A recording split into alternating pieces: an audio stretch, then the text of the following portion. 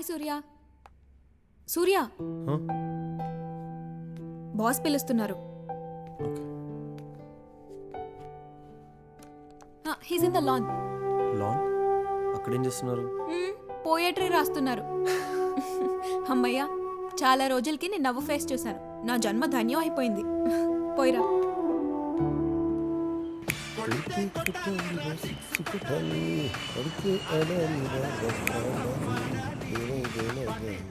Sir పిలిచారు. Hi Surya. Thank you సూర్య.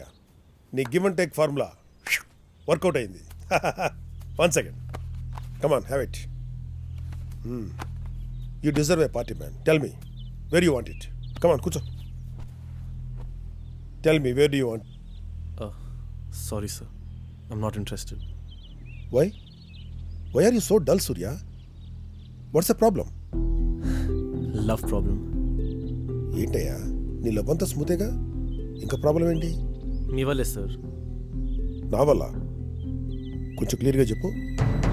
మీరు film produce చేస్తానని సంతోష్కి ప్రామిస్ చేశారు కదా. అవును. ఆ ఫిల్మ్లో శ్రీకి హీరోయిన్ క్యారెక్టర్ ఆఫర్ చేశాడు సంతోష్. నేను వద్దన్నాను. దాంతో శ్రీకి నా గొడవ అయింది. She bid goodbye to me. What?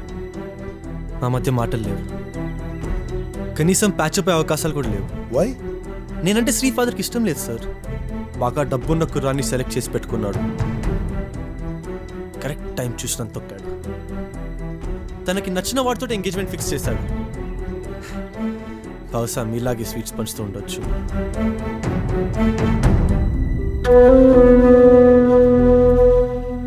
Love అంటే పెద్దోళ్ళకి ఇంకా లోపల ఉంది సార్. వాళ్ళ ఇష్టాల్ని నెగ్గించుకోవడానికి లవ్వర్స్ని ఎప్పుడు ఎలా విడగొడదామని చూస్తుంటారు. లవ్వర్స్ని విడగొట్టిన వాడు ఎవడు బాగుపడడు సార్. ప్రేమని తొక్కిన పాపం వాళ్ళకి తగులుతుంది.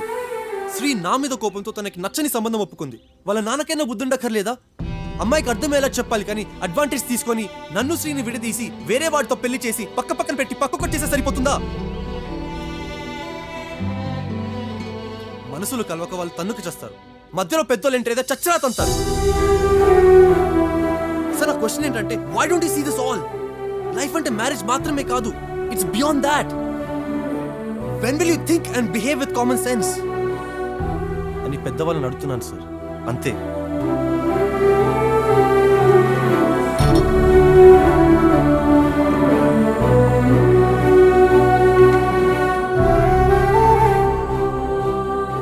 చిన్న ప్రాబ్లం సార్, కూర్చొని మాట్లాడుకుంటే సాల్వ్ అయిపోతుంది.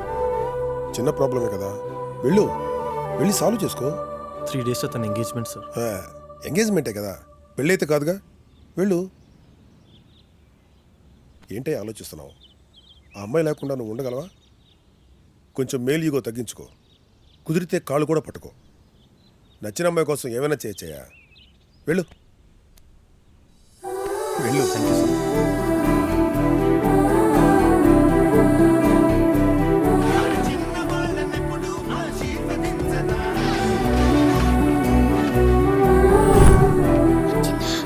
బొమ్మ ఎలా ఉంది నాన్న? బాగుంది. ఆడుకో. పడేసివ్వండి అన్న. వద్దా?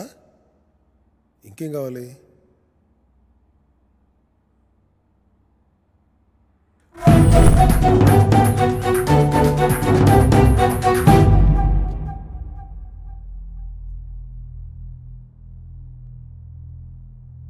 సంతోష్కి ఫిల్మ్ ఆఫర్ ఇచ్చిన ప్రొడ్యూసర్ని నేనే.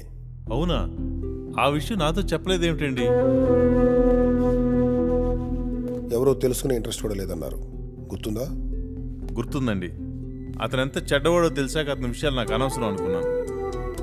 సంతోష్ చెడ్డవాడు కాదు, అలా నటించాడు. అతని ఇంట్లో మీరు చూసిన వాళ్ళంతా ప్రొఫెషనల్స్, ఐ మీన్ ఆర్టిస్ట్స్. అతను బాగా చెడిపోయాడని మీరు అనుకునేలా చేశాడు. దేనికోసం? గ్రాటిట్యూడ్. నా రుణం తీర్చుకోవాలని అలా చేశాడు.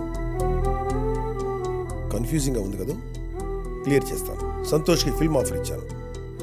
10 లక్షలు అడ్వాన్స్ ఇచ్చి అతను ఒక హైట్లో ఉంచాను. ఆ తర్వాత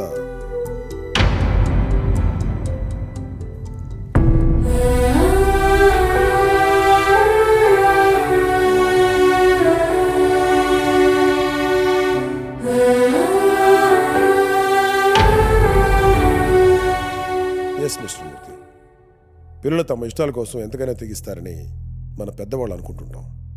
ఒక్కొక్కసారి మనల్ని గెలిపించడానికి వాళ్ళు జీవితాంతం సఫర్ అవుతుంటారు.